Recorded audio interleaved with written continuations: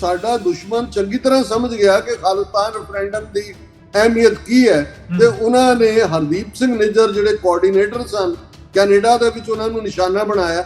ਔਰ ਜਿਉਂ ਹੀ ਭਾਰਤ ਦਾ ਇਹ ਕਦਮ ਗੁਰਪਤਵੰਤ ਪੰਨੂ ਮਰਡਰ ਪਲਾਟ ਜਿਹੜਾ ਅਮਰੀਕਨ ਏਜੰਸੀਆਂ ਦੀ ਮੁਸਤੈਦੀ ਨੇ ਉਸ ਨੂੰ ਫਾਇਲ ਕੀਤਾ, ਉਹਨੇ ਦੂਜਾ ਪਰਪਸ ਸਾਡਾ ਹਾਸਲ ਕੀਤਾ ਕਿ ਇੰਡੀਆ ਐਜ਼ ਏ ਰੋਗ ਸਟੇਟ, ਐਜ਼ ਏ ਦਹਿਸ਼ਤਗਰਦ ਸਟੇਟ ਦੁਨੀਆ ਦੇ ਨਕਸ਼ੇ ਦੇ ਸਾਹਮਣੇ ਇਹਨਾਂ ਦਾ ਐਕਸਪੋਜ਼ਰ ਹੋਇਆ।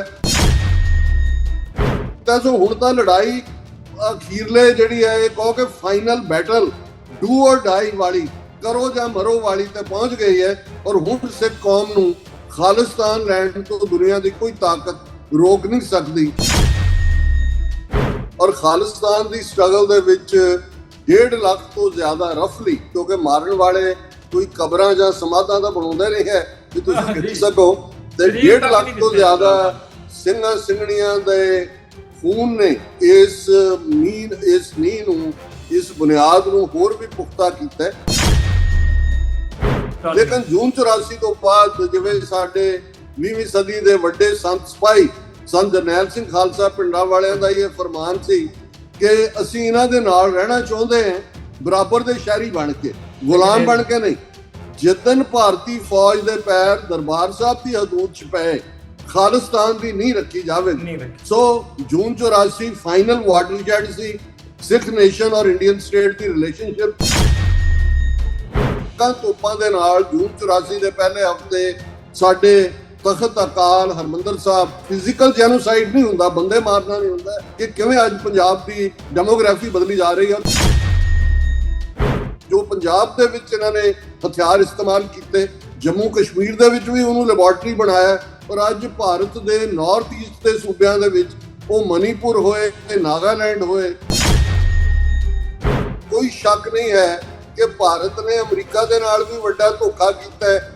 ਯਾਰੀਆਂ ਇੱਧਰ ਜਿਹਨੂੰ ਪੰਜਾਬੀ ਚ ਕਹਿੰਦੇ ਨੇ ਕਿ ਵੀ ਆਂਡਾ ਕਿਤੇ ਤੇ ਕੁੜਕੁੜ ਕਿਤੇ, ਜਾ ਕੇ ਰੂਸ ਦਾ ਤੇਲ ਖਰੀਦਦੇ ਨੇ। ਸੋ ਟਰੰਪ ਨੇ ਵੀ ਜਿਹੜੀ ਹੈ ਉਹ ਫੜਿਆ ਹੋਇਆ ਹੱਥ ਦੇ ਵਿੱਚ ਡੰਡਾ, ਉਹ ਵੀ ਕਟਾਪਾ ਝਾੜ ਰਿਹਾ। ਜਿਹੜੀ ਖਾਲਿਸਤਾਨ ਨੇਸ਼ਨ ਦੇ ਤੌਰ ਦੇ ਉੱਤੇ, ਜ਼ਾਹਰਾ ਤੌਰ ਦੇ ਉੱਤੇ ਫਰਦਰ ਉਸ ਖਿੱਤੇ ਦੇ ਅੰਦਰ ਦਰਿਆਏ ਜਮਨਾ ਤੋਂ ਵਾਘਾ ਤੱਕ ਇੰਡੀਪੈਂਡੈਂਟ ਸੋਵਰਨ ਨੇਸ਼ਨ, ਇੱਕ ਉਹ ਜਿਹੜਾ ਮੁਲਕ ਬਣੇਗਾ ਜਿੱਥੇ ਡੈਮੋਕ੍ਰੈਟਿਕ ਵੈਲਿਊਜ਼ ਹੋਣਗੀਆਂ। ਪਾਕਿਸਤਾਨ ਦੇ ਲਈ ਵੀ ਇਹ ਇੰਪੋਰਟੈਂਟ ਹੈ। ਔਰ ਲੋ ਜੀ, ਮੈਂ ਤੁਹਾਡਾ ਮਿੱਤਰ ਜਬਾਰ ਚੌਧਰੀ, ਤੇ ਅੱਜ ਧੰਨ ਭਾਗ ਮੇਰੇ, ਬਸ ਸਮਝੋ ਤੁਸੀਂ ਕਿ ਕੀੜੀ ਦੇ ਘਰ ਜਿਹੜੇ ਨਰਾਇਣ ਵਾਲਾ ਹਿਸਾਬ ਹੈਗਾ। ਮੇਰੇ ਨਾਲ ਜਿਹੜੇ ਮਹਿਮਾਨ ਜੁੜ ਚੁੱਕੇ ਨੇ, ਇਹਨਾਂ ਦਾ ਤਾਰਫ ਕੀ ਕਰਾਉਣਾ, ਤੁਸੀਂ ਸਭ ਜਾਣਦੇ ਹੋ। ਮੈਂ ਇਹਨਾਂ ਨਾਲ ਗੱਲਾਂ ਕਰਾਂਗਾ, ਤੁਹਾਨੂੰ ਮੈਂ ਥੋੜਾ ਜਿਹਾ ਦੱਸਣਾ। ਤੇ ਉਸ ਤੋਂ ਪਹਿਲੇ ਜਿਹੜੀ ਸਾਡੀ ਅੱਜ ਦੇ ਮੁੱਦਾ, ਜਿਹੜਾ ਗੁਫ਼ਤਗੂ ਦਾ ਗੱਲਬਾਤ ਜਿਹੜੀ ਮੈਂ ਸਮਝਣ ਦੀ ਕੋਸ਼ਿਸ਼ ਕਰਾਂਗਾ ਡਾਕਟਰ ਸਾਹਿਬ ਦੇ ਕੋਲੋਂ, ਡਾਕਟਰ ਅਮਰਜੀਤ ਸਿੰਘ ਦੇ, ਉਹ ਇਹ ਆ ਕਿ ਸਾਡੇ ਨਾਲ, ਪੰਜਾਬੀਆਂ ਦੇ ਨਾਲ, ਮੈਂ ਆਪਣੇ ਆਪ ਨੂੰ ਵੀ ਉਸੇ ਪੰਜਾਬ ਦਾ ਆਪਣੇ ਨਾਲ ਹਿੱਸਾ ਗਿਣਨਾ ਕਿ ਸਾਡੇ ਤੇ 184 ਹੋਈ ਤੇ ਸਾਨੂੰ ਜਿਹੜਾ ਘਰੋਂ ਬੇਘਰ ਹੋਣਾ ਪਿਆ, ਘਰੋਂ ਬੇਘਰ ਕਰ ਦਿੱਤਾ ਗਿਆ। ਜਿਹੜੇ ਸਾਡੇ ਸਿੰਘ ਭਰਾ ਵਿਚਾਰੇ ਇੱਥੇ ਬਚ ਕੇ ਚੜ੍ਹਦੇ ਪੰਜਾਬ ਵਿੱਚ, ਉਹ ਵਕਤੀ ਤੌਰ ਤੇ ਪਿਛਲੇ ਅੰਦਰਾਂ 'ਚ ਚਲੇ ਗਏ। ਲੇਕਿਨ ਕਿ ਸ਼ਾਇਦ ਇਹ ਟਲ ਜਾਏ, ਪਰ ਇਹ 84 ਜਿਹੜੀ ਇਹ ਟਲੀ ਨਹੀਂ, ਇਹ 84 ਸਾਡੇ ਪਿੱਛੋਂ ਲੱਥੀ ਨਹੀਂ। ਮੁਖਤਲਿਫ ਦੌਰਾਂ ਵਿੱਚ, ਵੱਖ-ਵੱਖ ਢੰਗ ਦੇ ਵਿੱਚ ਇਹਦੀਆਂ ਸ਼ਕਲਾਂ ਬਦਲਦੀਆਂ ਰਹੀਆਂ, ਪਰ 84 ਜਿਹੜੀ ਹੈ ਉਹ ਅੱਜ ਤੱਕ ਜਾਰੀ ਹੈ। ਤੁਹਾਨੂੰ ਅਗਰ ਨਹੀਂ ਯਕੀਨ ਤੇ ਤੁਸੀਂ ਕੈਨੇਡਾ ਵਿੱਚ ਭਾਈ ਹਰਦੀਪ ਦਾ ਸ਼ਹਾਦਤਨਾਮਾ ਦੇਖ ਲਓ। ਸਾਡੇ ਭਰਾ ਇੰਦਰਜੀਤ ਦੇ ਨਾਲ ਧਮਕੀਆਂ ਬਣਨੀਆਂ, ਸਰਦਾਰ ਪੰਨੂ ਸਾਹਿਬ ਦੇ ਹਾਇਰ ਦਾ ਪਲਾਟ ਹੋਣਾ, ਬਾਕੀ ਜਿੰਨੇ ਵੀ ਸਾਡੇ ਐਕਟਿਵਿਸਟ ਨੇ ਉਹਨਾਂ ਦਾ ਪਿੱਛਾ ਕਰਨ ਵਾਲੀਆਂ ਸਰਕਾਰਾਂ ਜਿਹੜੀਆਂ ਨੇ, ਉਹਨਾਂ ਤੁਸੀਂ ਦੇਖੋਗੇ ਤੁਹਾਨੂੰ ਲੱਗੇਗਾ ਪਤਾ ਕਿ 84 ਦਾ ਸਿਰਫ ਢੰਗ ਬਦਲਿਆ। 84 ਹੁਣ ਵੀ ਜਾਰੀ ਹੈ। ਇਹ 84 ਤੋਂ ਅਸੀਂ ਪਿੱਛਾ ਕਿਵੇਂ ਛੁਡਾ ਸਕਾਂਗੇ, ਇਹਦੇ ਬਾਰੇ ਅਸੀਂ ਅੱਜ ਜ਼ਰਾ ਗੱਲ ਸਾਂਝੀ ਕਰਨਗੇ ਸਾਡੇ ਨਾਲ ਡਾਕਟਰ ਅਮਰਜੀਤ ਸਾਹਿਬ। ਡਾਕਟਰ ਅਮਰਜੀਤ ਸਾਹਿਬ ਉਹ ਹਸਤੀ ਹੈ ਜਿਨ੍ਹਾਂ ਨੇ ਇਤਿਹਾਸ ਸਿਰਫ ਪੜ੍ਹਿਆ ਜਾਂ ਪੜ੍ਹਾਇਆ ਨਹੀਂ, ਮੈਂ ਸਮਝਣਾ ਕਿ ਇਹਨਾਂ ਨੇ ਇਤਿਹਾਸ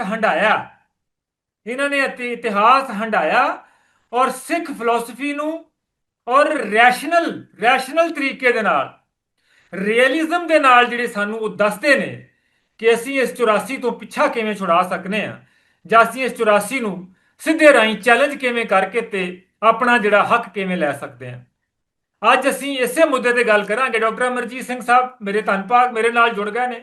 ਆਪ ਟੀਵੀ 84, ਇਹਨਾਂ ਦੇ ਟੀਵੀ ਦਾ ਨਾਮ ਵੀ ਤੁਹਾਨੂੰ ਪਤਾ ਟੀਵੀ 84 ਹੈ। ਇਸ ਵਾਸਤੇ ਵੀ ਮੈਨੂੰ ਬਹੁਤ ਖਿੱਚ ਪਈ ਮੈਨੂੰ ਕਿ ਜਿਹੜਾ ਐਸੀ ਸ਼ਖਸੀਅਤ ਦੇ ਨਾਲ ਮੈਂ ਗੱਲਬਾਤ ਕਰਾਂ ਜਿਹੜੀ 84 ਦੇ ਨਾਲ ਜੁੜੀ ਹੋਵੇ। ਉਹ ਸਾਨੂੰ ਕਮ ਸੇ ਕਮ ਸਾਡੇ ਵਰਗੀ ਯੰਗ ਜਨਰੇਸ਼ਨ ਨੂੰ ਨਖੇੜ ਕੇ ਦੱਸੇ ਕਿ ਸਾਡਾ ਕੋਈ ਕਸੂਰ ਹੈ ਕਿ ਅਸੀਂ ਪੰਜਾਬੀ ਹਾਂ, ਸਾਡਾ ਕੋਈ ਕਸੂਰ ਹੈ ਕਿ ਅਸੀਂ ਸਿੱਖ ਹਾਂ, ਕਿ ਸਾਡੀ ਜਿਹੜੀ ਤਹਿਜ਼ੀਬ ਪੁਰਾਣੀ, ਸਾਡੇ ਤੇ ਹਮਲੇ ਜਿਹੜੇ ਨੇ ਚੁਰੋਕੇ ਮਾਰਦੇ ਹੀ ਰਹਿਣਾ ਲੋਕਾਂ ਨੇ।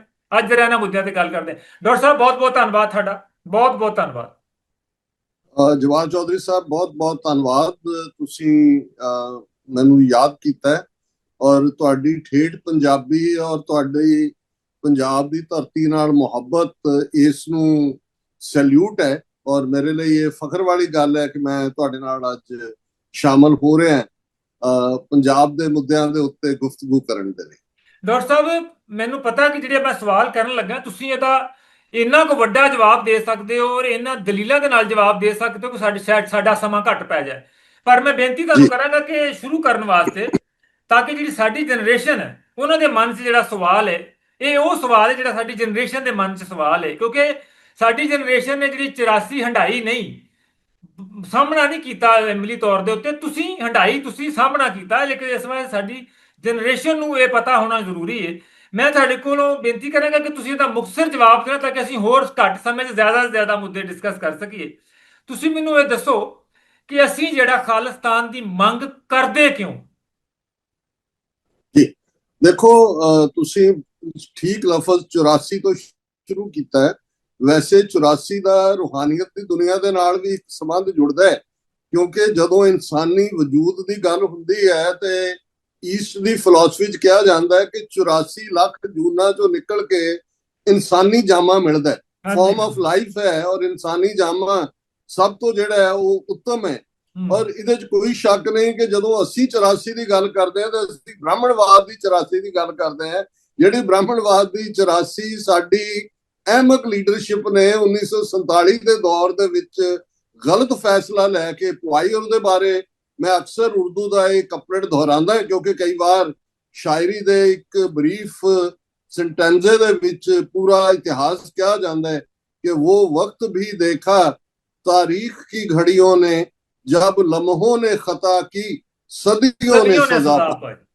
तो 47 ਤੋਂ 84 ਤੱਕ 37 ਸਾਲ ਸਿੱਖ ਲੀਡਰਸ਼ਿਪ ਦੀ ਇਹ ਕੋਸ਼ਿਸ਼ ਸੀ ਕਿ ਅਮਨਮਈ ਤਰੀਕੇ ਦੇ ਨਾਲ ਕੋਈ ਸੋਲੂਸ਼ਨ ਭਾਰਤ ਦੇ ਨਕਸ਼ੇ 'ਚ ਰਹਿੰਦੇ ਆ ਤਾਂ ਕਿ ਪੰਜਾਬ ਦੇ ਵਿੱਚ ਸਾਡੀ ਬੋਲੀ, ਸਾਡੀ ਸ਼ਫਨ 2 ਲੱਖ ਤੋਂ ਜ਼ਿਆਦਾ ਸਿੱਖਾਂ ਉਸ ਦੇ ਵਿੱਚ ਲੇਕਿਨ ਉਹਨਾਂ ਨੇ ਸਾਡੇ ਮਸਲੇ ਦਾ ਕੀ ਹੱਲ ਕਰਨੇ ਸੀ, ਜਾਂ Anandpur Sahib resolution genuine autonomy ਜਾਂ ਖੁਦ ਮੁਖਤਾਰੀ, ਜਿਵੇਂ ਅਮਰੀਕਾ ਦੇ 50 ਸੂਬੇ ਨੇ ਔਰ ਇੱਥੇ ਜਿਵੇਂ ਫੈਡਰਲ ਸਿਸਟਮ ਕੰਮ ਕਰਦਾ ਹੈ, ਪਰ ਇਹਦੇ ਜਵਾਬ 'ਚ ਉਹਨਾਂ ਨੇ ਟੈਂਕਾਂ ਤੋਪਾਂ ਦੇ ਨਾਲ ਜੂਨ 84 ਦੇ ਪਹਿਲੇ ਹਫ਼ਤੇ ਸਾਡੇ ਤਖਤ ਅਕਾਲ ਹਰਮੰਦਰ ਸਾਹਿਬ, ਫਿਜ਼ੀਕਲ ਜੈਨੋਸਾਈਡ ਨਹੀਂ ਹੁੰਦਾ, ਬੰਦੇ ਮਾਰਨਾ ਨਹੀਂ ਹੁੰਦਾ, ਕਿ ਕਿਵੇਂ ਅੱਜ ਪੰਜਾਬ ਦੀ ਡੈਮੋਗ੍ਰਾਫੀ ਬਦਲੀ ਜਾ ਰਹੀ ਹੈ। ਔਰ ਜੇ ਤੁਸੀਂ ਜੰਮੂ ਕਸ਼ਮੀਰ ਦੇ ਵਿੱਚ ਜੋ ਚੱਲ ਰਿਹਾ ਉਸ ਮਾਡਲ ਨੂੰ ਦੇਖੋਗੇ ਤਾਂ ਫਿਰ ਨਜ਼ਰ ਆਏਗਾ ਕਿ ਉਹੀ ਜੋ ਪੰਜਾਬ ਦੇ ਵਿੱਚ ਇਹਨਾਂ ਨੇ ਹਥਿਆਰ ਇਸਤੇਮਾਲ ਕੀਤੇ, ਜੰਮੂ ਕਸ਼ਮੀਰ ਦੇ ਵਿੱਚ ਵੀ ਉਹਨੂੰ ਲੈਬੋਰਟਰੀ ਬਣਾਇਆ। ਔਰ ਅੱਜ ਭਾਰਤ ਦੇ ਨਾਰਥ ਈਸਟ ਦੇ ਸੂਬਿਆਂ ਦੇ ਵਿੱਚ ਉਹ ਮਨੀਪੁਰ ਹੋਏ, ਨਾਗਾਲੈਂਡ ਹੋਏ, ਔਰ ਪਿਛਲੇ ਕੱਲ ਜੋ ਲਦਾਖ ਦੇ ਲੋਕਾਂ ਨੇ ਜਿਵੇਂ ਉਹ ਸੜਕਾਂ ਤੇ ਨਿਕਲੇ ਨੇ, ਕੋਈ ਇਮੇਜਿਨ ਨਹੀਂ ਕਰ ਸਕਦਾ ਕਿ ਬੁੱਧ ਧਰਮ ਨੂੰ ਮੰਨਣ ਵਾਲਾ ਲਦਾਖ ਦਾ ਉਹ ਖਿੱਤਾ ਜਿਹੜਾ ਬਿਲਕੁਲ ਅਮਨ ਦੇ ਵਿੱਚ ਯਕੀਨ ਰੱਖਦਾ ਹੈ, ਉਹ 6 ਸਾਲ ਦੇ ਵਿੱਚ 2019 ਤੱਕ ਲਦਾਖ ਜੰਮੂ ਕਸ਼ਮੀਰ ਦਾ ਹਿੱਸਾ ਸੀ। ਉਹਨਾਂ ਨੂੰ ਲੱਗਦਾ ਸੀ ਕਿ ਜੰਮੂ ਕਸ਼ਮੀਰ ਤੋਂ ਅੱਡ ਹੋ ਕੇ ਸ਼ਾਇਦ ਪਤਾ ਨਹੀਂ ਸਾਨੂੰ ਕੀ ਮਿਲ ਗਿਆ, ਪਰ ਉਹ ਨੌਜਵਾਨ ਸੜਕਾਂ ਤੇ ਨੇ। ਸੋ ਇਹ ਗੱਲ ਆਪਣੇ ਆਪ 'ਚ ਸਾਬਤ ਕਰਦੀ ਹੈ ਭਾਰਤ ਦੇ 20 ਕਰੋੜ ਮੁਸਲਮਾਨ ਹੋਣ, ਭਾਰਤ ਦੇ 30 ਮਿਲੀਅਨ ਦੇ ਕਰੀਬ ਸਿੱਖ ਹੋਣ, ਭਾਰਤ ਦੇ ਈਸਾਈ ਹੋਣ, ਦਲਿਤ ਹੋਣ, ਇਹ ਸਾਰੀ ਹਿੰਦੂਤਵਾ ਦੀ ਜਿਹੜੀ 84 ਪਈ ਹੋਈ ਹੈ ਦਿੱਲੀ ਤਖਤ ਦੇ ਉੱਤੇ, ਉਹ ਲੋਕ ਅੱਜ ਕਾਬਜ਼ ਨੇ ਜਿਨ੍ਹਾਂ ਨੇ ਨਾਜ਼ੀ ਆਈਡੀਓਲੋਜੀ ਦੀ ਤਰਜ਼ ਤੇ, ਜੇ ਨਾਜ਼ੀਆਂ ਦਾ ਨਾਰਾ ਸੀ one nation, one race, one people, one leader, ਤੇ ਉਹਦੇ ਤੋਂ ਹੀ ਜਿਹੜਾ ਪ੍ਰਭਾਵਿਤ ਹੋ ਕੇ ਇਹਨਾਂ ਨੇ 1920 ਚ ਡਾਕਟਰ ਹੈਡਗਵੇਅਰ ਨੇ, ਫਿਰ ਗੋਲਵਲਕਰ ਨੇ, ਔਰ ਹਿੰਦੂਤਵਾ ਲਫ਼ਜ਼ ਦਾ ਸਾਵਰਕਰ ਨੇ ਦਿੱਤਾ ਹੈ, ਉਹਨਾਂ ਨੇ ਹਿੰਦੁਸਤਾਨ ਦਿੱਤਾ ਸੀ। ਸੋ ਜ਼ਾਹਿਰ ਹੈ ਵੀ ਜੂਨ 84 ਤੱਕ ਸਾਡੀ ਕੋਸ਼ਿਸ਼ ਸੀ ਕਿ ਵਿਦਨ ਇੰਡੀਅਨ ਸਿਸਟਮ ਕੋਈ ਵੀ ਜਿਹੜਾ 3 ਮਹਿਕਮੇ ਸੈਂਟਰ ਆਪਣੇ ਕੋਲ ਰੱਖੇ, ਡਿਫੈਂਸ, ਐਕਸਟਰਨਲ ਅਫੇਅਰਸ, ਕਮਿਊਨੀਕੇਸ਼ਨ, ਬਾਕੀ ਆਟੋਨਮੀ ਹੋਏ। ਲੇਕਿਨ ਜੂਨ 84 ਤੋਂ ਬਾਅਦ ਜਿਵੇਂ ਸਾਡੇ 20ਵੀਂ ਸਦੀ ਦੇ ਵੱਡੇ ਸੰਤ ਸਿਪਾਹੀ ਸੰਤ ਜਰਨੈਲ ਸਿੰਘ ਖਾਲਸਾ ਪਿੰਡਾਂ ਵਾਲਿਆਂ ਦਾ ਇਹ ਫਰਮਾਨ ਸੀ ਕਿ ਅਸੀਂ ਇਹਨਾਂ ਦੇ ਨਾਲ ਰਹਿਣਾ ਚਾਹੁੰਦੇ ਹਾਂ, ਬਰਾਬਰ ਦੇ ਸ਼ਹਿਰੀ ਬਣ ਕੇ, ਗੁਲਾਮ ਬਣ ਕੇ ਨਹੀਂ। ਜਿੱਦਨ ਭਾਰਤੀ ਫੌਜ ਦੇ ਪੈਰ ਦਰਬਾਰ ਸਾਹਿਬ ਦੀ ਹਦੂਦ 'ਚ ਪਏ, ਖਾਲਿਸਤਾਨ ਦੀ ਨਹੀਂ ਰੱਖੀ ਜਾਵੇਗੀ। ਸੋ ਜੂਨ 84 ਫਾਈਨਲ ਵਾਟਰਸ਼ੈਡ ਸੀ ਸਿੱਖ ਨੇਸ਼ਨ ਔਰ ਇੰਡੀਅਨ ਸਟੇਟ ਦੀ ਰਿਲੇਸ਼ਨਸ਼ਿਪ। ਔਰ 41 ਸਾਲ ਬਾਅਦ ਜਿਵੇਂ ਤੁਸੀਂ ਜ਼ਿਕਰ ਕੀਤਾ ਹੈ ਟ੍ਰਾਂਸਨੈਸ਼ਨਲ ਡਿਪਰੈਸ਼ਨ ਭਾਈ ਹਰਦੀਪ ਸਿੰਘ ਨਿੱਜਰ ਦਾ, ਕਿਵੇਂ ਉਹਨਾਂ ਨੇ 18 ਜੂਨ 2023 ਨੂੰ ਸਰੀ ਦੇ ਗੁਰਦੁਆਰਾ ਸਾਹਿਬ ਕੰਪਲੈਕਸ 'ਚ ਮਰਡਰ ਕੀਤਾ। ਉਸ ਤੋਂ 3 ਦਿਨ ਪਹਿਲਾਂ ਭਾਈ ਅਵਤਾਰ ਸਿੰਘ ਖੰਡਾ 15 ਜੂਨ 2023 ਨੂੰ ਬਰਮਿੰਗਮ ਯੂਕੇ ਦੇ ਵਿੱਚ ਕੈਮੀਕਲ ਵੈਪਨ ਰਾਹੀਂ ਉਹਨਾਂ ਨੂੰ ਮਾਰਿਆ ਜਾਂਦਾ ਹੈ। ਤੇ ਤੁਹਾਡੇ ਲਾਹੌਰ ਦੇ ਵਿੱਚ ਹੀ ਜਿਹੜਾ ਹੈ ਉਹ 6 ਮਈ 2023 ਨੂੰ ਭਾਈ ਪਰਮਜੀਤ ਸਿੰਘ ਪੰਜਵੜ ਦਾ ਕੋਲਡ ਬਲੱਡਡ ਮਰਡਰ ਕੀਤਾ ਜਾਂਦਾ ਹੈ। ਔਰ ਹੁਣ ਇਹ ਸਬੂਤ ਸਾਹਮਣੇ ਨੇ। ਕੱਲ ਹੀ ਇੱਕ 67 ਸਫ਼ਿਆਂ ਦਾ ਕਲਾਸੀਫਾਈਡ ਡਾਕੂਮੈਂਟ ਜਿਹੜਾ ਉਹ ਨਿਖਲ ਗੁਪਤਾ ਜਿਹੜਾ ਮੇਨ ਕਲਪਰੇਟ ਹੈ, ਉਹਦਾ ਕੇਸ 3 ਨਵੰਬਰ ਤੋਂ ਚੱਲਣਾ ਹੈ।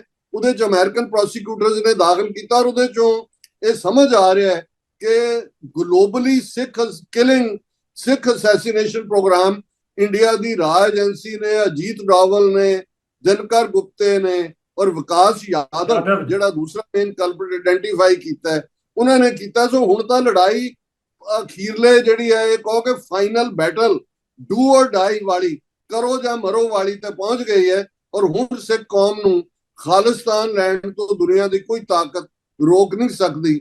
ਇਹ ਗੱਲ ਬਿਲਕੁਲ ਜਿਹੜੀ ਹੈ ਉਹ 16 ਨੇ ਹਕੀਕਤ ਹੈ। ਡਾਕਟਰ ਸਾਹਿਬ ਬਿਲਕੁਲ ਸਹੀ ਤੁਸੀਂ ਰੋਸ਼ਨੀ ਪਾਈ ਕਿ ਮੈਂ ਵੀ ਕਹਿੰਦਾ ਕਿ ਖਾਲਿਸਤਾਨ ਦੀਆਂ ਹੁਣ ਜਿਹੜੀਆਂ ਨੀਹਾਂ 84 'ਚ ਰੱਖੀਆਂ ਗਈਆਂ ਸੀ, ਉਹ ਕੁਰਬਾਨੀਆਂ ਦੇਣ ਦੀ ਸਾਡੇ ਭਰਾ ਜਿੰਦਾ ਸਿੰਘ ਨੇ, ਸੁੱਖਾ ਸਿੰਘ ਨੇ, ਦਿਲਾਵਰ ਸਿੰਘ ਨੇ, ਜਸਵੰਤ ਸਿੰਘ ਖਾਲੜਾ ਨੇ, ਜੁਗਤਾਰ ਹਵਾਰਾ ਸਾਹਿਬ ਨੇ, ਅੰਮ੍ਰਿਤਪਾਲ, ਬਲਵੰਤ ਸਿੰਘ ਰਜਵਾਣਾ, ਕਿਹੜਾ ਮੈਂ ਨਾਂ ਗਿਣਵਾਵਾਂ। ਇਹਨਾਂ ਦੀਆਂ ਕੁਰਬਾਨੀਆਂ ਤੋਂ ਉਹ ਜਿਹੜੀਆਂ ਸੀ ਉਹ ਕੰਧਾਂ ਚੁੱਕੀਆਂ ਗਈਆਂ। ਤੇ ਹੁਣ ਜਿਹੜਾ ਆਪਣਾ ਛੱਤਾਂ ਪੈਣ ਦਾ ਟਾਈਮ ਹੈ ਤੇ ਛੱਤਾਂ ਮੈਂ ਕਹਿੰਦਾ ਕਿ ਜਿਹੜਾ ਖਾਲਿਸਤਾਨ ਰੈਫਰੈਂਡਮ ਹੋ ਰਿਹਾ ਇਹ ਛੱਤਾਂ ਪਾਵੇਗਾ। ਤੁਹਾਡਾ ਇਸ ਖਾਲਿਸਤਾਨ ਰੈਫਰੈਂਡਮ ਨੂੰ ਲੈ ਕੇ ਕੀ ਵਿਚਾਰ ਨੇ ਕਿ ਇਹ ਜਿਹੜਾ ਇਹ ਕਿਸ ਤਰ੍ਹਾਂ ਕਿੰਨੀ ਜਲਦੀ ਛੱਤਾਂ ਖਾਲਿਸਤਾਨ ਤੇ ਪੈ ਸਕਦੀਆਂ ਹੈ, ਸਾਡਾ ਘਰ ਬਣ ਸਕਦਾ ਰੈਫਰੈਂਡਮ ਰਾਹੀਂ? ਦੇਖੋ ਤੁਸੀਂ ਬਿਲਕੁਲ ਠੀਕ ਕ੍ਰੋਨੋਲੋਜੀਕਲ ਆਰਡਰ 'ਚ ਪਹਿਲਾਂ ਸ਼ਹੀਦਾਂ ਦੀ ਗੱਲ ਕੀਤੀ। ਮੈਂ ਸਮਝਦਾ ਹਾਂ ਵੀ ਜਿਸ ਕਾਜ਼ ਦੇ ਲਈ ਸ਼ਹੀਦ ਦਾ ਖੂਨ ਡੁੱਲਦਾ ਹੈ ਉਹ ਕਾਜ਼ ਜ਼ਮੀਨ ਦੇ ਵਿੱਚ ਗੱਡਿਆ ਜਾਂਦਾ ਹੈ, ਉਹਨੂੰ ਕੋਈ ਉਖਾੜ ਨਹੀਂ ਸਕਦਾ। ਔਰ ਖਾਲਿਸਤਾਨ ਦੀ ਸਟਰਗਲ ਦੇ ਵਿੱਚ 1.5 ਲੱਖ ਤੋਂ ਜ਼ਿਆਦਾ ਰਫਲੀ, ਕਿਉਂਕਿ ਮਾਰਨ ਵਾਲੇ ਕੋਈ ਕਬਰਾਂ ਜਾਂ ਸਮਾਧਾਂ ਦਾ ਬਣਾਉਂਦੇ ਨਹੀਂ ਹੈ ਕਿ ਤੁਸੀਂ ਕਹਿ ਸਕੋ, ਤੇ 1.5 ਲੱਖ ਤੋਂ ਜ਼ਿਆਦਾ ਸਿੰਘਾਂ ਸਿੰਘਣੀਆਂ ਦੇ ਖੂਨ ਨੇ ਇਸ ਨੀਂਹ ਨੂੰ, ਇਸ ਬੁਨਿਆਦ ਨੂੰ ਹੋਰ ਵੀ ਪੁਖਤਾ ਕੀਤਾ। ਔਰ ਇਸ ਗੱਲ ਦਾ ਧਿਆਨ ਰਹੇ ਕਿ ਜਦੋਂ ਜੂਨ 84 ਦੇ ਵਿੱਚ ਇਹ ਘੱਲੂਘਾਰਾ 84 ਵਰਤਾਇਆ ਗਿਆ, ਉਦੋਂ ਕੋਈ ਸੋਸ਼ਲ ਮੀਡੀਆ ਨਹੀਂ ਸੀ, ਭਾਰਤ ਦੀ ਫਰਮ ਗ੍ਰਿਪ ਸੀ ਸਾਰੇ ਭਾਰਤੀ ਦੂਰਦਰਸ਼ਨ ਜਾਂ ਆਲ ਇੰਡੀਆ ਰੇਡੀਓ। ਉਹਨਾਂ ਨੇ ਸਿੱਖ ਸਟਰਗਲ ਨੂੰ ਆਤੰਕਵਾਦ, ਅਲਗਾਵਵਾਦ, ਉਗਰਵਾਦ ਦੇ ਨਾਲ ਜੋੜਿਆ। ਮੈਂ ਉੱਥੇ ਹੀ ਮੌਜੂਦ ਸਾਂ 84 ਦੇ ਦੌਰ ਦੇ ਵਿੱਚ। ਔਰ ਇਸ ਗੱਲ ਨੂੰ ਦੇਖਦੇ ਹਾਂ ਕਿ ਬਈ ਇਹ ਆਵਾਜ਼ ਬਾਹਰ ਨਿਕਲਣੀ ਚਾਹੀਦੀ ਹੈ, ਦੁਨੀਆ ਨੂੰ ਪਤਾ ਲੱਗਣਾ ਚਾਹੀਦਾ ਹੈ ਕਿ ਕੀ ਸਾਡੇ ਨਾਲ ਹੋ ਰਿਹਾ ਹੈ। 80s ਦੇ ਵਿੱਚ ਹੀ ਮੈਂ ਅਮਰੀਕਾ ਦੇ ਵਿੱਚ ਪਹੁੰਚਿਆ। ਮੈਂ ਕੋਈ ਆਪਣਾ ਕਰੀਅਰ ਪਰਸਿਊ ਨਹੀਂ ਕੀਤਾ, ਲੇਕਿਨ ਫੁੱਲ ਫਲੈਜਡ ਆਪਣੇ ਆਪ ਨੂੰ ਇੱਕ ਐਕਟਿਵਿਸਟ ਦੇ ਤੌਰ ਤੇ ਅਮਰੀਕਨ ਸਿਸਟਮ ਨੂੰ ਸਮਝ ਕੇ ਇਹਨਾਂ ਦੇ ਵਿੱਚ ਲੌਬੀ। ਔਰ ਨਵੰਬਰ 1991 ਦੇ ਵਿੱਚ ਪੰਥਕ ਕਮੇਟੀ ਜਿਹੜੀ ਉਸ ਵੇਲੇ 4 ਜੁਝਾਰੂ ਜਥੇਬੰਦੀਆਂ ਨੂੰ ਲੀਡ ਕਰ ਰਹੀ ਸੀ, ਉਹਨਾਂ ਨੇ ਮੈਨੂੰ ਆਪਣਾ ਸਪੋਕਸਪਰਸਨ ਜਿਹੜਾ ਉਹ ਨੋਮੀਨੇਟ ਕੀਤਾ ਔਰ ਅਸੀਂ Khalistan affair centre Washington DC ਦੀ ਨੈਸ਼ਨਲ ਪ੍ਰੈਸ ਬਿਲਡਿੰਗ ਦੇ ਵਿੱਚ ਖੋਲਿਆ, ਜਿਹੜਾ ਅਜੇ ਵੀ ਜਾਰੀ ਹੈ। ਸੋ ਉਸ ਤੋਂ ਪਹਿਲਾਂ ਸਰ ਗੰਗਾ ਸਿੰਘ ਢਿੱਲੋਂ, ਡਾਕਟਰ ਗੁਰਮੀਤ ਸਿੰਘ ਔਲਖ, ਉਹ ਆਪਣੇ ਲੈਵਲ ਦੇ ਉੱਤੇ ਉਹਨਾਂ ਨੇ US ਕਾਂਗਰਸ ਦੇ ਵਿੱਚ ਲੌਬੀ ਕੀਤੀ। ਔਰ ਇਹਦੇ 'ਚ ਕੋਈ ਸ਼ੱਕ ਨਹੀਂ ਕਿ ਬਾਹਰ ਬੈਠੀਆਂ ਸਿੱਖ ਆਰਗੇਨਾਈਜੇਸ਼ਨ, ਉਹ Sikh Youth of America, International Sikh Youth Federation, World Sikh Organisation ਇਹ ਆਪਣਾ ਕੰਮ ਕਰ ਰਹੀਆਂ। ਸਿੱਖ ਫਾਰ ਜਸਟਿਸ ਜਦੋਂ ਇਸ ਪਿੜ ਦੇ ਵਿੱਚ ਦਾਖਲ ਹੋਈ ਤੇ ਉਹਨਾਂ ਨੇ ਸਭ ਤੋਂ ਪਹਿਲਾਂ ਤਾਂ ਨਵੰਬਰ 84 ਨੂੰ ਸਿੱਖ ਨਸਲਕੁਸ਼ੀ ਦੇ ਤੌਰ ਤੇ ਮਾਨਤਾ ਦਿਵਾਉਣ ਦੇ ਉੱਤੇ ਫੋਕਸ ਕੀਤਾ। ਔਰ ਫਿਰ ਕੁਝ ਵਾਰੇ ਬਾਅਦ ਉਹਨਾਂ ਨੇ ਯੂਕੇ ਦੇ ਲੰਡਨ ਸ਼ਹਿਰ ਤੋਂ ਖਾਲਿਸਤਾਨ ਰੈਫਰੈਂਡਮ 2020 ਉਦੋਂ ਕਿਹਾ ਗਿਆ ਸੀ, ਲੇਕਿਨ ਕੋਵਿਡ ਆਇਆ ਔਰ 2020 ਦੇ ਵਿੱਚ ਇਹ ਪੋਸੀਬਲ ਨਹੀਂ ਹੋਇਆ। ਔਰ ਮੈਨੂੰ ਇਹ ਕਹਿਣ ਦੇ ਵਿੱਚ ਕੋਈ ਗੁਰੇਜ਼ ਨਹੀਂ ਹੈ ਕਿ ਇਹ ਜਿਹੜਾ ਖਾਲਿਸਤਾਨ ਰੈਫਰੈਂਡਮ ਦੀ ਮੂਵਮੈਂਟ ਜਿਹੜੀ 5 ਆਈਜ਼ ਕੰਟਰੀਜ਼ ਦੇ ਵਿੱਚ ਕਾਮਯਾਬੀ ਦੇ ਨਾਲ ਆਲਰੇਡੀ ਹੋਈ ਹੈ, ਅਮਰੀਕਾ, ਕੈਨੇਡਾ, ਨਿਊਜ਼ੀਲੈਂਡ, ਆਸਟ੍ਰੇਲੀਆ ਔਰ ਯੂਕੇ ਦੇ ਵਿੱਚ, ਇਹਨੇ ਦੋ ਪਰਪਸ ਜਿਹੜੇ ਨੇ ਉਹ ਬੜੇ ਕਲੀਅਰਲੀ ਸਾਹਮਣੇ ਲਿਆਂਦੇ ਨੇ। ਪਹਿਲੀ ਗੱਲ ਤੇ ਭਾਰਤੀ ਹਕੂਮਤ ਦਾ ਜਿਹੜਾ ਇਹ ਪ੍ਰੋਪੇਗੈਂਡਾ ਸੀ ਕਿ ਇਹ ਮੁੱਠੀ ਭਰ ਸਿੱਖ ਨੇ ਬਾਹਰ, ਇਹ ISI ਦੇ ਏਜੰਟ ਨੇ, ਇਹਨਾਂ ਨੇ ਦੁਕਾਨਾਂ ਖੋਲੀਆਂ ਹੋਈਆਂ ਤੇ ਸਿੱਖ ਕੌਮ ਜਿਹੜੀ ਆ ਉਹਦਾ ਸਾਥ ਨਹੀਂ ਦਿੰਦੀ। ਜਿਵੇਂ ਹਜ਼ਾਰਾਂ ਦੀ ਗਿਣਤੀ ਦੇ ਵਿੱਚ ਸਿੱਖ ਬਾਹਰ ਨਿਕਲੇ 17 ਅਗਸਤ ਨੂੰ, ਮੈਂ ਵੀ ਸੀ ਵਾਸ਼ਿੰਗਟਨ DC, ਜਿੱਥੇ ਅਖੀਰਲੇ ਪੜਾਅ ਦੀਆਂ ਹੋਈਆਂ ਨੇ। ਹਜ਼ਾਰਾਂ ਦੀ ਗਿਣਤੀ ਚ ਲੋਕ ਈਸਟ ਕੋਸਟ ਤੋਂ ਬੱਸਾਂ, ਵੈਨਾਂ, ਹਰ ਸਾਧਨ ਰਾਹੀਂ, ਪੂਰੀ ਗਰਮੀ ਸੀ, 90s ਦੇ ਵਿੱਚ ਟੈਂਪਰੇਚਰ ਸੀ, ਇੱਥੇ ਫਾਰਨਹਾਈਟ ਕਾਊਂਟ ਹੁੰਦਾ ਹੈ, ਲੇਕਿਨ ਬਹੁਤ ਵੱਡੀ ਗਿਣਤੀ ਦੇ ਵਿੱਚ ਸ਼ਮੂਲੀਅਤ। ਸੋ ਦੂਸਰਾ ਪਾਰਟ, ਕਿਉਂਕਿ ਸਾਡਾ ਦੁਸ਼ਮਣ ਚੰਗੀ ਤਰ੍ਹਾਂ ਸਮਝ ਗਿਆ ਕਿ ਖਾਲਿਸਤਾਨ ਰੈਫਰੈਂਡਮ ਦੀ ਅਹਿਮੀਅਤ ਕੀ ਹੈ, ਤੇ ਉਹਨਾਂ ਨੇ ਹਰਦੀਪ ਸਿੰਘ ਨਿੱਜਰ ਜਿਹੜੇ ਕੋਆਰਡੀਨੇਟਰ ਸਨ ਕੈਨੇਡਾ ਦੇ ਵਿੱਚ, ਉਹਨਾਂ ਨੂੰ ਨਿਸ਼ਾਨਾ ਬਣਾਇਆ। ਔਰ ਜਿਉਂ ਹੀ ਭਾਰਤ ਦਾ ਇਹ ਕਦਮ, ਗੁਰਪਤਵੰਤ ਪੰਨੂ ਮਰਡਰ ਪਲਾਟ ਜਿਹੜਾ ਅਮਰੀਕਨ ਏਜੰਸੀਆਂ ਦੀ ਮੁਸਤੈਦੀ ਨੇ ਉਸ ਨੂੰ ਫਾਇਲ ਕੀਤਾ, ਉਹਨੇ ਦੂਜਾ ਪਰਪਸ ਸਾਡਾ ਹਾਸਲ ਕੀਤਾ ਕਿ ਇੰਡੀਆ ਐਜ਼ ਏ ਰੋਗ ਸਟੇਟ, ਐਜ਼ ਏ ਦਹਿਸ਼ਤਗਰਦ ਸਟੇਟ, ਦੁਨੀਆ ਦੇ ਨਕਸ਼ੇ ਦੇ ਸਾਹਮਣੇ ਇਹਨਾਂ ਦਾ ਐਕਸਪੋਜ਼ਰ ਹੋਇਆ। ਇਹ ਠੀਕ ਹੈ ਵੀ ਇਸ ਵੇਲੇ ਅਸੀਂ ਇਹ ਤਾਂ ਨਹੀਂ ਕਹਿ ਸਕਦੇ ਕਿ ਅਮਰੀਕਾ ਜਾਂ ਪੱਛਮੀ ਮੁਲਕ ਸਿੱਧੇ ਤੌਰ ਤੇ ਕੋਈ ਖਾਲਿਸਤਾਨ ਦੇ ਹੱਕ ਦੇ ਵਿੱਚ ਕੁਝ ਉਹਨਾਂ ਨੇ ਕਿਹਾ, ਪਰ ਉਹ ਮਾਹੌਲ ਬਣਦਾ ਜਾ ਰਿਹਾ ਹੈ। ਜੇ ਤੁਸੀਂ ਇਹਨਾਂ ਦੀ ਮੀਡੀਆ ਰਿਪੋਰਟਿੰਗ, ਉਹ digital media, electronic media, print media ਦੇਖੋ, ਜਾਂ ਵੱਡੇ ਵੱਡੇ ਇਹਨਾਂ ਦੇ Washington post, Bloomberg, guardian, New York Times, ਤੇ ਜਿਨ੍ਹਾਂ ਸਿੱਖ ਐਕਟਿਵਿਸਟ ਨੂੰ ਇਹ ਖਾਲਿਸਤਾਨੀ ਟੈਰਰਿਸਟ ਕਹਿੰਦੇ ਸੀ, ਹੁਣ ਅਮਰੀਕਾ, ਕੈਨੇਡੀਅਨ ਜਾਂ ਦੂਜਾ ਮੀਡੀਆ ਉਹਨਾਂ ਨੂੰ ਐਕਟਿਵਿਸਟ ਕਹਿੰਦਾ। ਔਰ ਇਵੇਂ ਹੀ ਵਾਸ਼ਿੰਗਟਨ DC ਦੇ ਵੱਡੇ ਗਲਿਆਰਿਆਂ ਦੇ ਵਿੱਚ 2 ਮੀਟਿੰਗਸ ਪਿਛਲੇ 2 ਸਾਲ ਚ ਇਹਨਾਂ ਦੇ ਜਸਟਿਸ ਡਿਪਾਰਟਮੈਂਟ ਨੇ ਆਰਗੇਨਾਈਜ਼ ਕੀਤੀਆਂ। FBI, homeland security, state department, ਇਹਨਾਂ ਦੇ ਨੁਮਾਇੰਦੇ ਵੀ ਸ਼ਾਮਲ ਸੀ। ਔਰ ਮੈਂ ਦੇਖਿਆ ਵੀ ਇਹਨਾਂ ਦੇ ਵਿੱਚ ਦਿਲਚਸਪੀ ਹੈ, ਇਸ ਵੇਲੇ ਉਹ ਸਿੱਖ ਫੈਕਟਰ ਦੀ ਅਹਿਮੀਅਤ ਨੂੰ ਸਮਝਣਾ ਚਾਹੁੰਦੇ ਨੇ।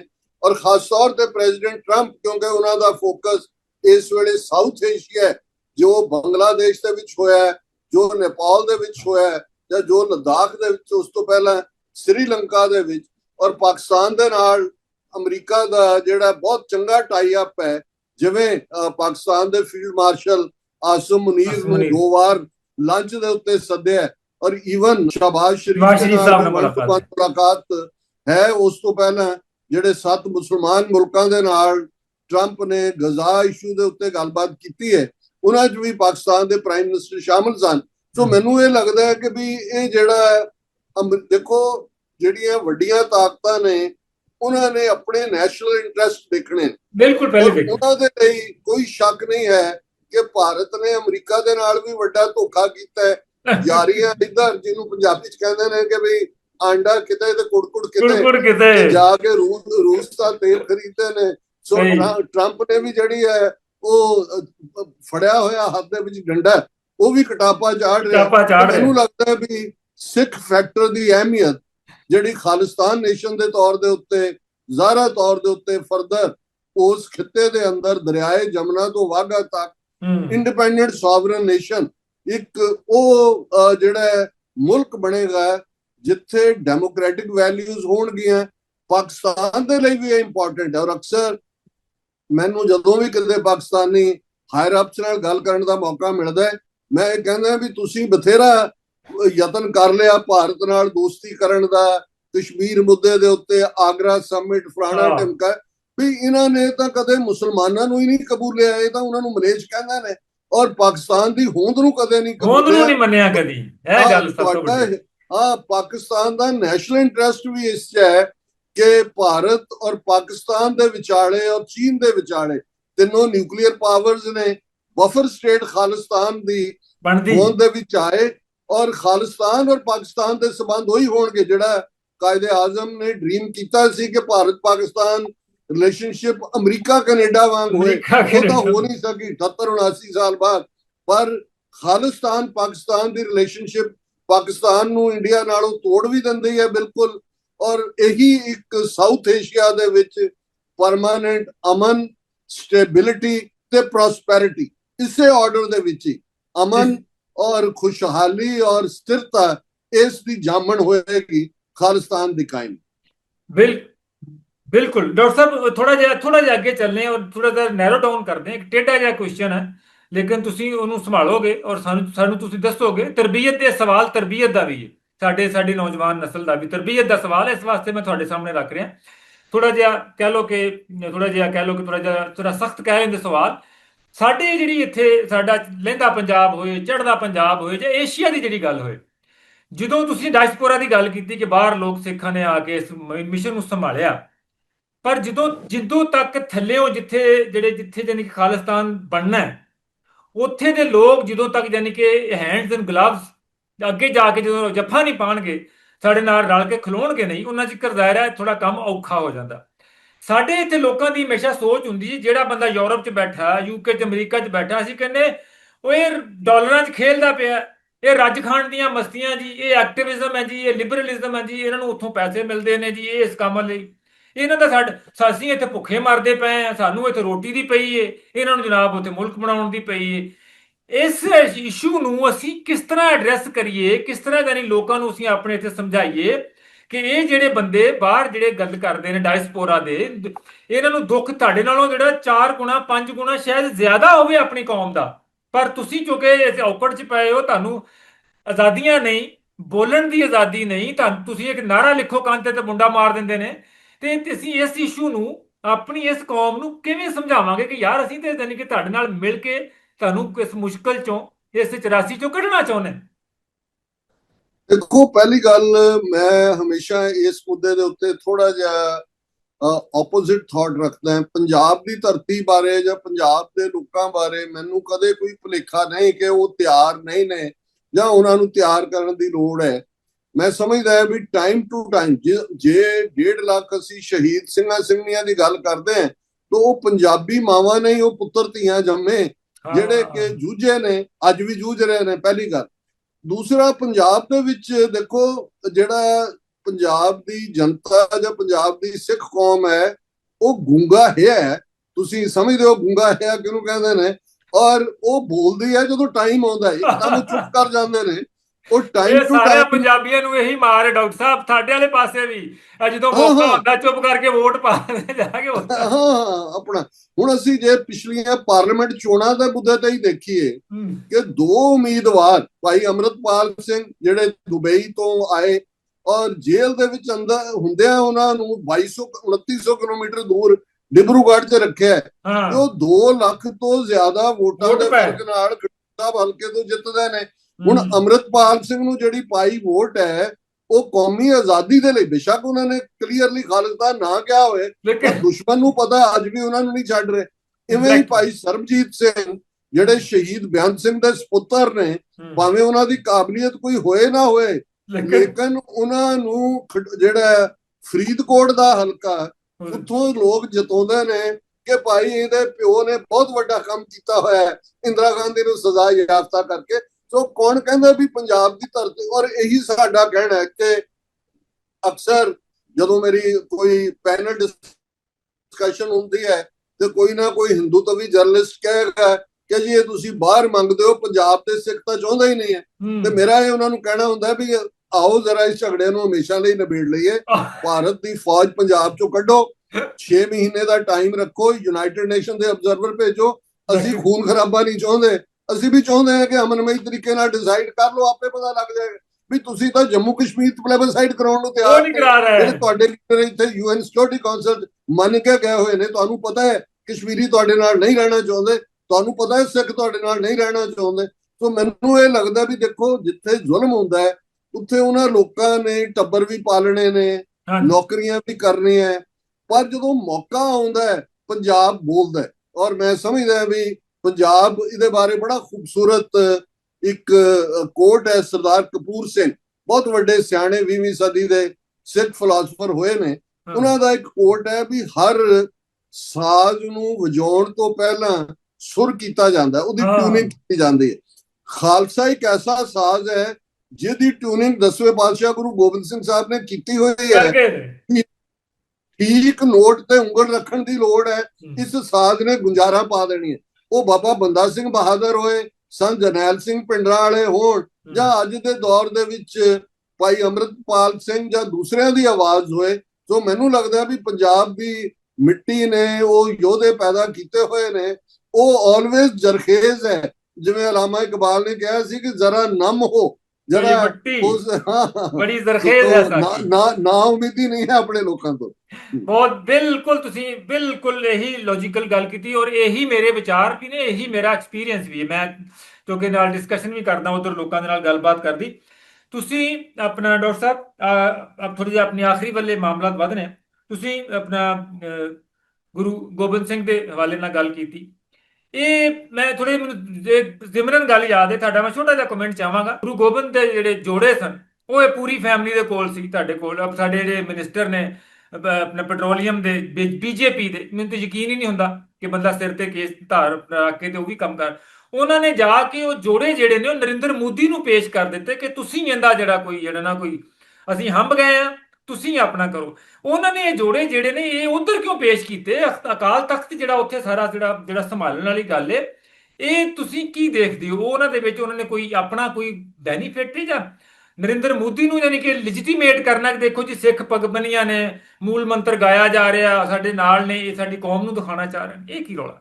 ਅੰਗਰੇਜ਼ੀ ਦਾ ਇੱਕ ਲਫ਼ਜ਼ ਹੈ ਗਿਮਿਕਰੀ, ਪੰਜਾਬੀ ਉਹਦੀ ਬਣਦੀ ਹੈ ਨੋਟੰਕੀ। ਨੌਟੰਕੀ। ਦੇਖੋ, ਪਹਿਲੀ ਗੱਲ, ਇਹ ਹਰਦੀਪ ਸਿੰਘ ਪੁਰੀ ਬਾਰੇ ਮੈਂ ਬਹੁਤ ਚੰਗੀ ਤਰ੍ਹਾਂ ਜਾਣਦਾ। ਇਹ ਇੰਡੀਆ ਦਾ ਇੱਥੇ ਨਿਊਯਾਰਕ ਦੇ ਯੂਨਾਈਟਿਡ ਨੇਸ਼ਨਸ ਦੇ ਵਿੱਚ ਪਰਮਾਨੈਂਟ ਰਿਪਰੈਜ਼ੈਂਟੇਟਿਵ ਸੀ, ਡਿਪਲੋਮੈਟ ਹੈ, ਔਰ ਰਿਟਾਇਰਮੈਂਟ ਦੇ 6 ਮਹੀਨੇ ਦੇ ਵਿੱਚ ਇਹਨੇ ਬੀਜੇਪੀ ਜੁਆਇਨ ਕਰ ਲਈ ਔਰ ਪੱਕਾ ਹਿੰਦੂਤਵਾ ਦਾ ਸਪਾਹ ਸਿਲਾਰ ਹੈ। ਇਹ ਚੋਣ ਅੰਮ੍ਰਿਤਸਰ ਤੋਂ ਹਾਰ ਗਿਆ, ਇਹਦੇ ਬਾਵਜੂਦ ਇਹਨੂੰ ਜਿਹੜਾ ਉਹਨੇ ਮਿਨਿਸਟਰ ਬਣਾਇਆ, ਰਾਜ ਸਭਾ ਦਾ ਮੈਂਬਰ ਬਣਾ ਕੇ। ਪਹਿਲੀ ਗੱਲ ਤਾਂ ਮੈਨੂੰ ਇਹ ਜੋੜਿਆਂ ਵਾਲੀ ਸਾਰੀ ਕਹਾਣੀ ਹੀ ਫਿਕਟੀਸ਼ੀਅਸ ਲੱਗਦੀ ਹੈ। ਉਹਦਾ ਰੀਜ਼ਨ ਹੈ, ਦੇਖੋ, ਇਹਦੇ 'ਚ ਕੋਈ ਸ਼ੱਕ ਨਹੀਂ ਹੈ ਵੀ ਗੁਰੂ ਗੋਬਿੰਦ ਸਿੰਘ ਸਾਹਿਬ ਨੇ ਜਿਹੜਿਆਂ ਨੇ ਖਿਦਮਾਤ ਕੀਤੀਆਂ ਉਹਨਾਂ ਨੂੰ ਆਨਰ ਕੀਤਾ। ਜਿਵੇਂ ਅਸੀਂ ਨਬੀ ਖਾਨ, ਗਨੀ ਖਾਨ, 2 ਪਠਾਨ ਭਰਾਵਾਂ ਦਾ ਜ਼ਿਕਰ ਕਰਦੇ ਹਾਂ, ਜਿਨ੍ਹਾਂ ਨੇ ਉੱਚ ਦਾ ਪੀਰ ਬਣਾ ਕੇ ਗੁਰੂ ਸਾਹਿਬ ਦੀ ਖਿਦਮਤ ਕੀਤੀ। ਗੁਰੂ ਸਾਹਿਬ ਨੇ ਉਹਨਾਂ ਨੂੰ ਤਲਵਾਰ ਦਿੱਤੀ, ਕਟਾਰ ਦਿੱਤੀ। ਜਿਹੜਾ ਵੀ ਕੋਈ ਖੁਸ਼ੀ, ਇਵੇਂ ਹੀ ਪੀਰ ਬੁੱਧੂ ਸ਼ਾਹ ਜਾਂ ਜਿਹੜੇ ਹੋਰ ਸਿੱਖ ਵੀ ਨੇ, ਇਹ ਜੋੜਿਆਂ ਵਾਲੀ ਗੱਲ ਤਾਂ ਪਹਿਲਾਂ ਹੀ, ਮੈਨੂੰ ਨਹੀਂ ਲੱਗਦਾ ਹੈ ਕਿ ਕੋਈ ਪੂਰੀ ਪਰਿਵਾਰ ਨੇ ਕਦੇ ਕੋਈ ਖਾਨਦਾਨੀ ਕਹਾਣੀ ਸੁਣਾਈ ਹੈ ਕਿ 3 ਸਦੀਆਂ ਪਹਿਲਾਂ ਇਹਨਾਂ ਦੇ ਕਿਹੜੇ ਬਜ਼ੁਰਗ ਨੇ ਕਿਹੜੀ ਜਿਹੜੀ ਹੈ ਖਿਦਮਤ ਕੀਤੀ 10ਵੇਂ ਪਾਤਸ਼ਾਹ ਦੀ, ਕਿ ਉਹਨਾਂ ਨੇ ਕੋਈ ਹੋਰ ਨਾ ਦੇ ਕੇ ਆਪਣੇ ਤੇ ਆਪਣੀ ਅਹਿਲੀਆ ਗੁਰੂ ਕੇ ਮਹਿਲ ਮਾਤਾ ਸਾਹਿਬ ਕੌਰ ਉਹਨਾਂ ਦੇ ਜੋੜੇ। ਪਹਿਲਾਂ ਤਾਂ ਇਹ ਸਾਰੀ ਕਹਾਣੀ ਜਿਹੜੀ ਹੈ ਫਿਕਟੀਸ਼ੀਅਸ ਹੈ। ਚਲੋ ਮੰਨ ਲਓ ਦਲੀਲ ਦੀ ਖਾਤਰ, ਇਹ ਜ਼ਰੂਰ ਪਾਕਿਸਤਾਨ ਲਹਿੰਦੇ ਪੰਜਾਬ ਚੋਂ ਆਏ ਹੋਣਗੇ। 78-79 ਸਾਲ ਇਹ ਜੋੜੇ ਕਿੱਥੇ ਰੱਖੇ ਹੋਏ ਸੀ? ਟੈਚੀ 'ਚ ਪਾ ਕੇ ਰੱਖੇ ਸੀ। ਐਸਾ ਹੁਣ ਕੀ ਸੀ ਕਿ ਆਲ ਆਫ ਅ ਸਡਨ? ਔਰ ਮੈਨੂੰ ਇਹ ਲੱਗਦਾ ਵੀ ਕਿਉਂਕਿ ਆਰਐਸਐਸ ਦਾ, ਬੀਜੇਪੀ ਦਾ ਗ੍ਰਾਫ ਪੰਜਾਬ ਦੇ ਵਿੱਚ ਅੱਗੇ ਨਾਲੋਂ ਵੀ ਬਹੁਤ ਬੁਰੀ ਤਰ੍ਹਾਂ ਡਿੱਗਿਆ, ਔਰ ਆ ਜਿਹੜੇ ਹੜ੍ਹ ਲਿਆਂਦੇ ਨੇ ਇਹਨਾਂ ਨੇ ਪਾਣੀ ਨੂੰ ਐਜ਼ ਏ ਵੈਪਨ ਵਰਤਿਆ। ਇਹ ਸਿੱਖਾਂ ਦੇ ਵਿੱਚ ਆਪਣੀ ਭਲ ਸਥਾਪਿਤ ਕਰਨਾ ਚਾਹੁੰਦੇ ਨੇ। ਇਹ ਸਾਰੀ ਕਹਾਣੀ, ਕੱਲੀ ਗੱਲ ਇਹ ਨਹੀਂ ਹੈ ਕਿ ਉਹਨੇ ਡਰਾਮਾ ਕੀਤਾ, ਮੂਲ ਮੰਤਰ ਪੜ ਰਿਹਾ, ਹਰਸ਼ਦੀਪ ਕੌਰ ਪਹੁੰਚ ਗਈ। ਦੂਜਾ ਆ ਇੱਕ ਹੋਰ ਦਲਾਲ ਹੈ ਦਿੱਲੀ ਦਾ, ਤਰਲੋਚਨ ਸਿੰਘ, ਇਹ ਜ਼ੈਲ ਸਿੰਘ ਦਾ ਪੀਏ ਵੀ ਸੀ। ਉਹਨੇ ਬਿਆਨ ਆ ਗਿਆ ਟ੍ਰਿਬਿਊਨ 'ਚ ਕਿ ਜੀ ਇਹਨਾਂ ਜੋੜਿਆਂ ਨੂੰ ਤਖਤ ਸ੍ਰੀ ਪਟਨਾ ਸਾਹਿਬ ਰੱਖਿਆ ਜਾਏ। ਹੁਣ ਮੈਨੂੰ ਇਹ ਲੱਗਦਾ ਵੀ ਇਹ ਸਾਰੀ ਕਹਾਣੀ, ਔਰ ਉਹ ਵੀ ਸਿਰ ਢੱਕ ਕੇ ਬੈਠਾ ਵੀ ਉਹ ਤੂੰ ਪੰਜਾਬ 'ਚ ਜੀਣਾ ਆਰਾਮ ਕੀਤਾ ਸਿੱਖਾਂ ਦਾ, ਅੱਧਾ ਪੰਜਾਬ ਡੁੱਬਿਆ ਹੈ। ਉਹ ਜੋਗ ਕੀਤਾ ਕਿ ਵੀ ਥੱਲੇ ਵੀ ਨਹੀਂ ਉਤਰਿਆ। ਹੈਲੀਕਾਪਟਰ ਤੇ ਦੌਰਾ ਕਰਕੇ 1500 ਕਰੋੜ ਜਿਹੜਾ ਇਹਨੇ ਦੇਣ ਦਾ ਐਲਾਨ ਕੀਤਾ, ਉਹਨਾਂ ਤੇ ਸਿੱਖਾਂ ਨੇ ਇਹਨਾਂ 2 ਹਫ਼ਤਿਆਂ 'ਚ ਜਿਹੜਾ ਇਕੱਠਾ ਕਰਕੇ ਦੇ ਦਿੱਤਾ, ਜਿਹੜਾ ਇਮੀਡੀਏਟ ਫਲੱਡ ਆਉਣ ਤੋਂ ਬਾਅਦ। ਸੋ ਮੈਨੂੰ ਇਹ ਲੱਗਦਾ ਹੈ ਵੀ ਇਹ ਸਾਰੀ ਕਹਾਣੀ ਤੁਹਾਡੇ ਵੀ ਇੱਥੇ ਲਾਹੌਰ ਦੇ ਵਿੱਚ ਸਾਈਂ ਮੀਆਂ ਮੀਰ ਦੇ ਡੇਰੇ ਨਾਲ ਸੰਬੰਧਿਤ ਇੱਕ ਜਿਹੜੇ ਨੇ ਉਹ ਪੀਰ ਜੀ ਨੇ, ਉਹ ਵੀ ਇਸ ਕਿਸਮ ਦਾ ਹੀ ਫਰਾਡ ਕਰਦੇ ਨੇ। ਬਾਹਰ ਆਣਗੇ ਕਿ ਜੀ ਇਹ ਗੁਰੂ ਅਰਜਨ ਸਾਹਿਬ ਨੇ ਮਾਲਾ ਦਿੱਤੀ ਸੀ ਸਾਈਂ ਜੀ ਨੂੰ, ਇਹ ਮਾਤਾ ਗੰਗਾ ਜੀ ਦਾ। ਇਹ ਫਰਾਡੀਆਂ ਤੋਂ ਬਚਣ ਦੀ ਲੋੜ ਹੈ। ਇਹ ਮਜ਼ਹਬ ਦੇ ਨਾਂ ਦੇ ਉੱਤੇ ਜਿਹੜਾ ਐਕਸਪਲੋਇਟ ਕਰਦੇ ਨੇ। ਦੇਖੋ, ਸਿੱਖਾਂ ਦਾ, ਮੁਸਲਮਾਨਾਂ ਦਾ ਆਪਣੇ ਰਹਿਬਰ ਲਈ, ਆਪਣੇ ਨਬੀ ਲਈ, ਆਪਣੇ ਗੁਰੂਆਂ ਲਈ ਬਹੁਤ ਸਤਿਕਾਰ ਹੈ। ਹੁਣ ਜਿਵੇਂ ਬਹੁਤ ਕਸ਼ਮੀਰ ਦੇ ਵਿੱਚ ਹਜ਼ਰਤ ਸਾਹਿਬ ਦਾ ਮੂਏ ਮੁਬਾਰਕ ਹੈ, ਮੁਬਾਰਕ, ਉਹਨੂੰ ਹਾਲਾਂਕਿ ਕੁਰਾਨ ਤੋਂ ਉੱਪਰ ਕੋਈ ਚੀਜ਼ ਨਹੀਂ ਹੈ, ਕੋਈ ਲੇਕਿਨ ਚੀਜ਼ ਜਿਹੜੀਆਂ ਚੀਜ਼ਾਂ ਗੁਰੂਆਂ ਨੇ, ਅਵਤਾਰਾਂ ਨੇ, ਨਬੀਆਂ ਨੇ ਇਸਤੇਮਾਲ ਕੀਤੀਆਂ ਜਾਂ ਉਹਨਾਂ ਦੇ ਜਿਹੜਾ ਉਹ ਹਸਤੀ ਨਾਲ ਸੰਬੰਧਿਤ ਨੇ, ਸਾਡੇ ਉਹਨਾਂ ਵਾਸਤੇ, ਨੂੰ ਅਸੀਂ ਰਿਗਾਰਡ ਕਰਦੇ। ਸਾਡੇ ਪਰ ਇਹ ਇੱਕ ਐਕਸਪਲੋਇਟਿੰਗ ਫੈਕਟਰ ਵੀ ਬਣਿਆ ਹੋਇਆ ਕਈਆਂ ਦੇ ਲਈ, ਪੈਸੇ ਇਕੱਠੇ ਕਰਨ ਦੇ ਲਈ। ਸੋ ਇਹ ਜਿਹੜਾ ਈਵਨ ਜਿਹੜਾ ਲਾਹੌਰ ਵਾਲੇ ਨੇ, ਇਹ ਵੀ ਵੱਡਾ ਫਰਾਡ ਹੈ। ਇਹ ਵੀ ਡੱਬਾ ਪੀਰ, ਅਸੀਂ ਇਹਨਾਂ ਨੂੰ ਕਹਿੰਦੇ ਡੱਬਾ ਪੀਰ ਹੈ। ਹਾਂ ਹਾਂ ਹਾਂ। ਔਰ ਇਹ ਵੀ ਜਿਹੜਾ ਇਹਨਾਂ ਦਾ ਹਰਦੀਪ ਸਿੰਘ ਪੁਰੀ ਤੇ ਇਹ ਸਾਰਾ ਡਰਾਮਾ ਹੈ, ਇਹ ਨੁਟੰਕੀ ਹੈ, ਗਿਮਿਕ ਹੈ। ਇਹਦੀ ਨਾ ਹਿਸਟੋਰੀਕਲ ਕੋਈ ਟਰੂਥ ਹੈ ਤੇ ਨਾ ਹੀ ਇਹਨਾਂ ਨੂੰ ਕੋਈ ਅਹਿਮੀਅਤ ਦਿੱਤੀ ਜਾਣੀ ਚਾਹੀਦੀ। ਡਾਕਟਰ ਸਾਹਿਬ ਬਹੁਤ ਬਹੁਤ ਧੰਨਵਾਦ। ਮੁੱਦੇ ਹੋਰ ਵੀ ਨੇ, ਸਲਾਬ ਦੀ ਗੱਲ ਮੈਂ ਨਖੇੜ ਕੇ ਤਫਸੀਲ ਨਾ ਕਰਨੀ ਸੀ, ਸਮਾਂ ਘੱਟ, ਤੁਸੀਂ ਜ਼ਿਕਰ ਕਰ ਦਿੱਤਾ ਕਿ ਇਹਨਾਂ ਨੇ ਹੜ ਲਿਆਂਦੇ ਨੇ। ਦੂਸਰਾ ਆਪਣਾ ਹੋਰ ਵੀ ਕੁਝ ਹੈ ਸਨ ਇਸ਼ੂਜ਼, ਖਾਸ ਤੌਰ ਤੇ ਮੇਰੇ ਜਥਿਆਂ ਨੂੰ ਪਾਕਿਸਤਾਨ ਆਉਣ ਤੋਂ ਰੋਕਣਾ, ਉਹਦਾ ਤੁਸੀਂ ਨਿਤਾਰਾ ਕਰ ਦਿੱਤਾ ਕਿ ਜਦੋਂ ਤੱਕ ਖਾਲਿਸਤਾਨ ਬਣ ਜਾਏਗਾ ਤਾਂ ਫਿਰ ਲੋੜ ਹੀ ਨਹੀਂ ਰਹੇਗੀ। ਬਹੁਤ ਬਹੁਤ ਧੰਨਵਾਦ। ਮੈਂ ਬਹੁਤ ਬਹੁਤ ਤੁਹਾਡਾ ਬਹੁਤ ਬਹੁਤ ਸ਼ੁਕਰਗੁਜ਼ਾਰ ਹਾਂ ਤੁਹਾਡਾ ਕਿ ਤੁਸੀਂ ਮੈਨੂੰ ਟਾਈਮ ਦਿੱਤਾ, ਮੈਨੂੰ ਇਸ ਕਾਬਲ ਸਮਝਿਆ ਤੇ ਤੁਸੀਂ ਜਿਹੜਾ ਸਾਡੀ ਤਰਬੀਅਤ ਕੀਤੀ, ਮੇਰੇ ਨਸਲ ਦੀ ਤਰਬੀਅਤ ਕੀਤੀ, ਸਾਨੂੰ ਦੱਸਿਆ ਕਿ ਜਾਨੀ ਕਿ ਸਾਡਾ ਜਿਹੜਾ ਅਗਲੇ ਮਸਾਇਲ ਦਾ ਜਾਂ ਪ੍ਰੋਬਲਮ ਦਾ ਸਾਡਾ ਹੱਲ। ਨਹੀਂ ਜਵਾਰ ਸਾਹਿਬ, ਪਹਿਲਾਂ ਤਾਂ ਮੈਂ ਤੁਹਾਨੂੰ ਵੀ ਜਿਹੜਾ ਉਹ ਕਮੈਂਡ ਕਰਦਾ, ਜਿਵੇਂ ਤੁਸੀਂ ਚੇਜ਼ ਕਰਕੇ ਮੈਨੂੰ ਕਾਬੂ ਕੀਤਾ ਹੈ, ਇਹ ਤੁਹਾਡੀ ਡਿਟਰਮੀਨੇਸ਼ਨ ਵੀ ਸ਼ੋ ਕਰਦਾ ਹੈ। ਔਰ ਜਿਸ ਸੁੱਚੀ ਭਾਵਨਾ ਔਰ ਆਪਣੇ ਫੇਥ ਨਾਲ ਤੁਸੀਂ ਕੌਮ ਦੀ ਖਿਦਮਤ ਕਰ ਰਹੇ ਹੋ, ਪੰਜਾਬੀ ਜ਼ਬਾਨ ਦੀ, ਤਹਿਜ਼ੀਬ ਦੀ, ਕਿਉਂਕਿ ਸਾਡੀ ਕਿਸਮਤ ਇੱਕ ਪਾਸੇ ਜਦੋਂ ਅਲਾਮਾ ਇਕਬਾਲ ਨੇ ਤੌਹੀਦ ਦਾ ਔਰ ਗੁਰੂ ਨਾਨਕ ਪਾਤਸ਼ਾਹ ਔਰ इस्लाम दी साझा दी गल की कि फिर उठी आखिर सदा तौहीद की पंजाब से, हिंद को एक मर्द कामिल ने जगाया ख्वाब से। वो साझा भी ने और भविख दा खालिस्तान और पाकिस्तान हमसाया मुल्कां वांग, जिथे साडी दोनों कौमां दी बोली, तहजीब, मरने परने, गाड़ा, लत्तां खिचणियां, ये सारे भी जिहड़े गुण ने ये साझे ने। उत्थे असीं दो मुल्कां दे तौर दे उत्ते भी जिहड़ा ਉਹ ਫਲਰਿਸ਼ ਕਰਾਂਗੇ, ਅਮਰੀਕਾ ਕੈਨੇਡਾ ਵਾਂਗ ਸਾਡੇ ਸਬੰਧ ਹੋਣਗੇ। ਤੁਸੀਂ ਆ ਕੇ ਲੰਚ ਅੰਮ੍ਰਿਤਸਰ ਕਰਿਓ ਤੇ ਅਸੀਂ ਜਿਹੜਾ ਹੈ ਉਹ ਤੁਹਾਡੇ ਜਿਹੜਾ ਗਵਾਲ ਮੰਡੀ ਦੇ ਫੂਡ ਸਟਰੀਟ ਦੇ ਉੱਤੇ ਜਿਹੜਾ ਉਹ ਪੂਰੇ ਕੁਲਚੇ ਭਟੂਰੇ ਖਾਵਾਂਗੇ। ਉਸ ਤੋਂ ਬਾਅਦ ਸਿੱਧਾ ਜਾਵਾਂਗੇ ਜਨਮ ਸਥਾਨ ਨਨਕਾਣਾ ਸਾਹਿਬ, ਕਿਉਂਕਿ ਹੁਣ ਮੋਟਰਵੇ ਬਣ ਗਈ ਤੇ 15 ਮਿੰਟਾਂ ਦਾ ਰਾਹ ਰਹਿ ਗਿਆ ਲਾਹੌਰੋਂ ਜਨਮ ਸਥਾਨ ਦਾ। ਤੇ ਅਸੀਂ ਉਹਨਾਂ ਦੇ ਰਾਖੇ ਹਾਂ ਜੀ, ਅਸੀਂ ਉਹਨਾਂ ਦੇ ਆਪਣਾ ਕੀ ਕਹਿੰਦੇ ਨੇ ਖਿਦਮਤਗਾਰ ਹਾਂ। ਅਸੀਂ ਉਹਨਾਂ ਦੇ ਜਿਹੜਾ ਆਪਣਾ ਉੱਥੇ ਉਹਨਾਂ ਦੇ ਤੁਹਾਡੇ ਵਾਸਤੇ ਰਾਖੇ ਬੈਠੇ ਹਾਂ। ਤੁਸੀਂ ਜਦੋਂ ਵੀ ਆਓ, ਸਾਡਾ ਘਰ, ਸਾਡਾ ਪੂਰਾ ਪਾਕਿਸਤਾਨ ਤੁਹਾਡਾ ਘਰ। ਬਹੁਤ ਬਹੁਤ ਮਿਹਰਬਾਨੀ, ਬਹੁਤ ਸ਼ੁਕਰੀਆ।